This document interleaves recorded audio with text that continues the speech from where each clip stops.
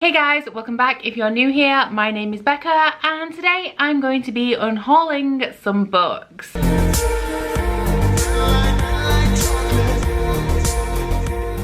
So I do unhaul pretty regularly. I think it's been a while since my last unhaul video and I don't actually have too many books to show you today. I think I have 9 in total. However, not too long ago I did make a reaction video to last year's These Books Will Self-Destruct in 12 Months and I am unhauling I think 10 books from that video, or maybe 11. So as well as all of these that I'm going to show you today, the next time I am able to go to a charity shop and donate books, I will be adding these ones to the stack. Don't really know why I'm filming this today. I kind of wait until I have a reasonable amount before I film an unhaul. Like I have a stack in the corner that I keep putting books on that I'm going to unhaul. At the minute, with the country being in lockdown, I can't actually do anything with these books that I'm unhauling, but I am going to bag them up and move them out of the reading room. And before I do that, I need to let you guys know what they are. So first up, we have Once and Future by Amy Rose Capetta and Corey McCarthy. This is a young adult science fiction retelling of the legend of King Arthur. I did read this last year. I gave it 3 stars. I was being generous. This follows a female reincarnation of Arthur. It's set in this universe where Arthur keeps reincarnating until the reincarnation of Arthur can finally accomplish the task that Arthur failed in doing way back when. I really liked the concept of this. It was very fast paced. There is a ton of diversity in here, which was probably the best thing about this. But aside from that, the characters were very cheesy. The plot was very fast paced, so there was very little motivation behind everything. It was kind of like this happened and this happened and this happened, and I didn't like the writing. I was going to keep it and read the sequel, which has just been released, but I don't think I'm going to do that anymore. I don't think it's worth it, so I'm just going to unhaul this one. We then have Summer Days and Summer Nights, edited by Stephanie Perkins. This is an anthology with a whole bunch of short stories by a range of very popular young adult authors. I read this last year. I enjoyed it. It was okay, but I don't really love short stories anyway, and the majority of the short stories in this anthology were pretty average. So even though this is a really pretty edition, I just know I'm never going to read it again. Next up, we have a few that I have not read and I don't actually know very much about. The first one is Exile by Rebecca Lim. The reason I'm unhauling this actually is because it is the second in a series. As you can see, I picked it up for £2. I think I got this from a discount bookstore when I was at uni, and I am actually kind of interested in the premise of this book. I can't tell you what it is at this moment in time. I've forgotten. So we have an angel in exile. Mercy is doomed to return repeatedly to Earth, taking on a new human form each time she does. So I was kind of interested in the premise of this, but it is book 2 and I have never seen book 1 secondhand, and I'm not interested enough to pay full price for the first book. We then have The Replacement by Brenna Yovanoff. I believe this is a changeling story about a boy who was swapped in the way that changelings are, and now for some reason he is allergic to the human world and that is causing him to die. I did sample the first chapter of this in one of my try chapter tags, but from what I read I was not interested enough to continue. And then similarly we have Unearthly by Cynthia Hand. This is an angel book. It is a young adult paranormal book from back when they were all the rage. I sampled the first chapter of this, I believe, and I don't think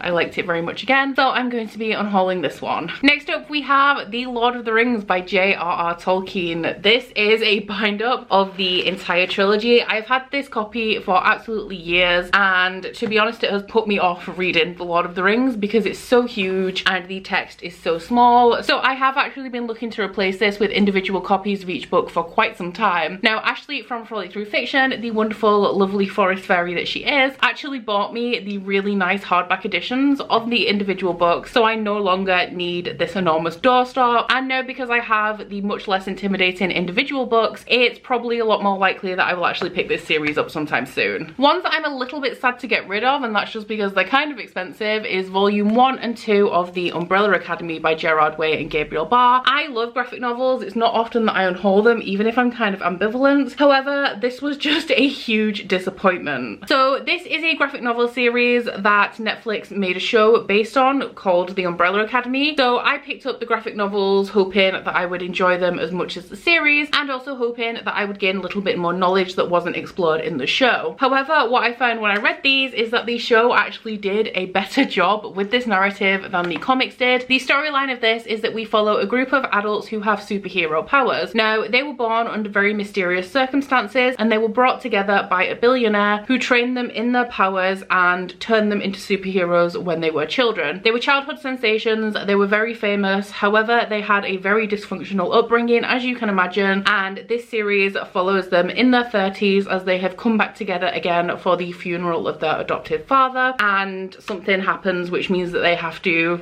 group back together and save the world. Now, in the show, we have a lot of grey morality. There are very complex relationships between each of these adoptive siblings. They have a lot of backstory, they have a lot of trauma and personal issues, and I expected that to be delved into in more detail in the graphic novels. However, these are more like superhero stories where the show gives the characters a lot of depth and makes the plot really complex and cohesive. This is just a straight up, let's get the band back together and save the world kind of thing, and I just really didn't enjoy it. I do possibly plan to continue with this series, but only because they don't take long to read, and my best friend Ryan actually has volume 3, which was published last year, I think. So I am just going to be borrowing his copies to continue, and I don't need these on my shelves anymore. Then we have The Dark Descent of Elizabeth Frankenstein by Kiersten White. This is a young adult retelling of Frankenstein from the perspective of Elizabeth Frankenstein, who was Victor Frankenstein's adoptive sister kind of deal. I did read this last year. I think I gave it 2 stars. I really did not like it. The first half of this was such a drag. I didn't really like Elizabeth, and I know that she's supposed to be unlikable, but I just found her unbearable to read. It wasn't that she was unlikable in a really complex way. She was just really irritating. My main issue with this book is that I found that this story just did not need to be told. It was written in honor of Mary Shelley for one of Frankenstein's anniversaries, so I expected it to actually add something to Frankenstein, you know, add a new dimension, give a new perspective, but this just fell really flat for me, and my main issue with it is that I just could not for the life of me figure out what its purpose was or why it was written. And then the last book I have to unhaul for you guys today is Without Merit by Colleen Hoover. Now, I do actually like this book. I give this 3 stars. It's a young adult contemporary that follows a girl called Merit who is struggling with some personal issues. She has a very dysfunctional family. She holds a lot of resentment to the majority of the people in her family, and it is about her family. There is a romance in here and her getting through a very tough time. As you guys know, I really love Colleen Hoover. However, I am much more drawn to her new adult romance than her young adult contemporary stories. And as is with the majority of the contemporary stories I read, I am just unlikely to ever reread this. I don't have a great deal of attachment to it, so there's no point me keeping hold of it. So that is it for my little spring unhaul. Not too many books this time. Honestly, I feel like I've been reading a lot of books I feel like I'm going to enjoy, or I am enjoying recently. So I am definitely unhauling a lot less books at the minute, which is a good thing, you know, because I'm enjoying what I'm reading, but also a bad thing because I know I have a ton of books on my shelves that when I've read them I probably won't want to hold on to them. But that is about it for this video, so please don't forget to like if you liked it and subscribe if you want to. If you head into my description box, you'll find links to my Goodreads, Instagram and Twitter if you'd like to follow me on any of those, as well as a link to my Bookish body butter and candle website, the Instagram for that, and a 10% off discount code. But that's it from me today, guys. Bye!